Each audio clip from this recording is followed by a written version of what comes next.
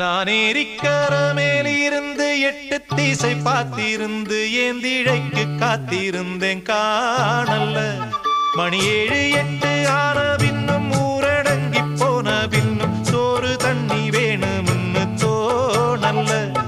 என் தெம்மாங்கு பாட்ட கேட்டு தெங்காத்து ஓடி வந்து தூதாக போக வேணும் அக்கறையில.